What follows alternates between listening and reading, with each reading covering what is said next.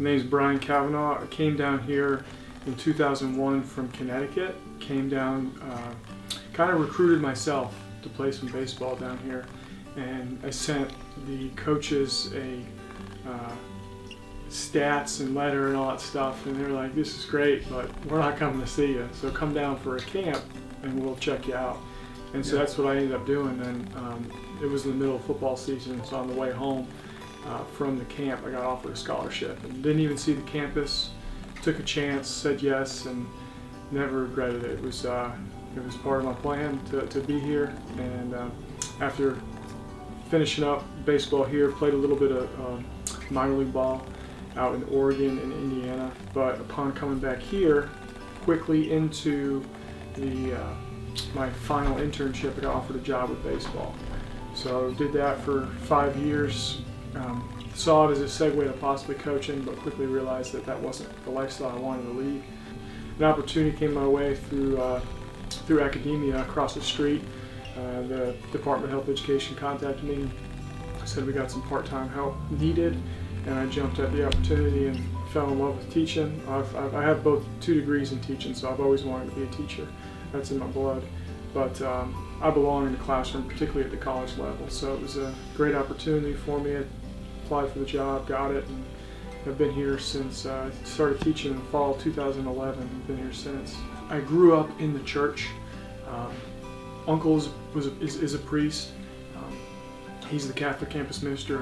He was at Elon for years, and now he's at Syracuse. I was an altar server, went to church every Saturday. If we didn't want to go, our mom said, I had 2 brothers, just give the Lord 45 minutes, an hour of your time, but it's a whole lot more involved than that. And so I didn't have that relationship, I didn't have that prayer life, I didn't have that scripture life.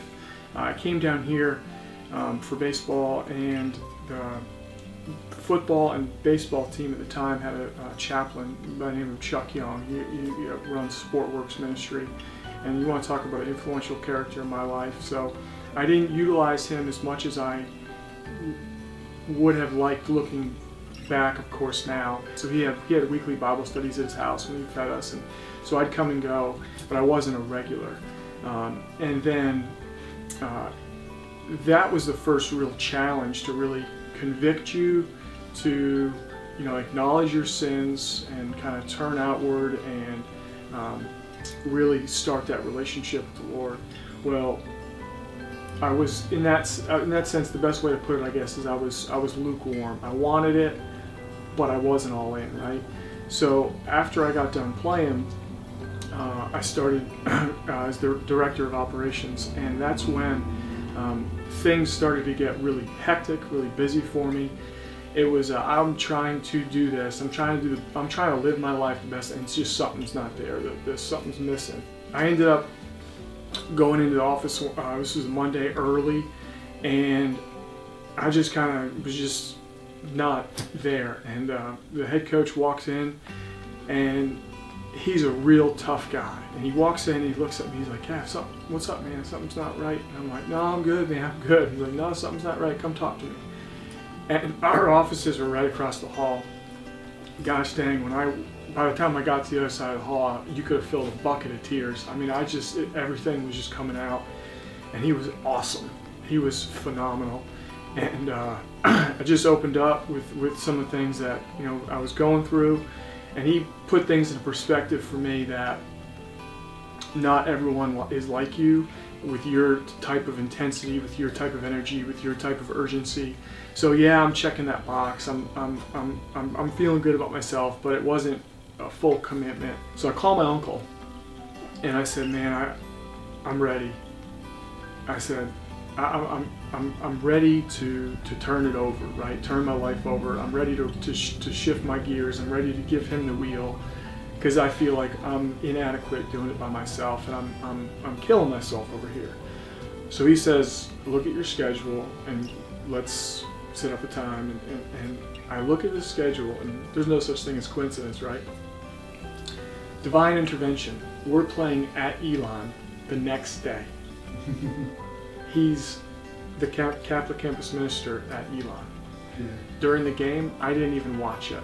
I left the dugout, and I was just behind the dugout talking with him. Basically what had happened, that it was like a switch. Life didn't get easier, right? Actually, it got harder.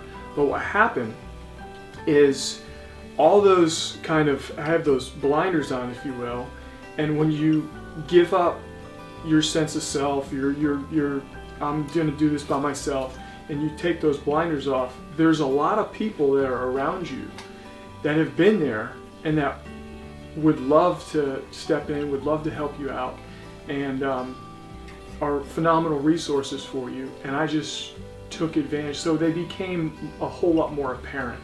So I reconnected with Chuck Young at Sportworks. My uncle told me about the Newman Center, and I didn't even know about the Newman Center College. And from that weekend, when I connected with Father Bill, connected with Chuck Young again, my life took a turn for the better. My relationship improved. I ended up getting engaged. We're married. We got a 5-year-old. I mean, my sense of worthiness, my sense of significance, my level of, this is probably the biggest thing, my level of contentment has just changed astronomically.